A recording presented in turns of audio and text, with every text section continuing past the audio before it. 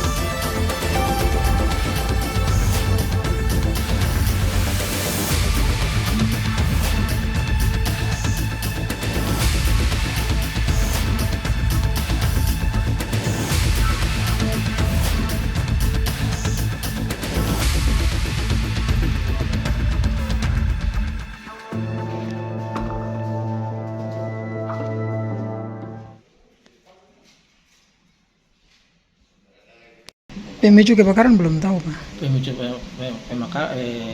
kebakaran belum tahu, lagi berproses, lagi melapor ke polisi. Tinggal nanti polisi olah TKP. Oh, sudah dilapor ke polisi? Sudah, sementara laporannya masuk tadi sekitar jam 10. Jam 10? Iya. Oke, lalu ini yang sempat melaporkan terjadi kebakaran ini siapa, Pak?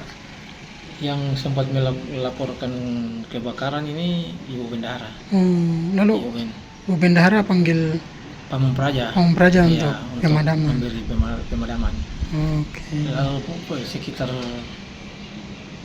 jam 7 lebih ya terjadi proses pemadaman oleh Pemadaman itu. pemadam kebakaran. Apa saja yang rusak ini, Lalu Pak? tingkat kerusakan meja kursi, lalu dengan beberapa perangkat elektronik seperti komputer dengan print.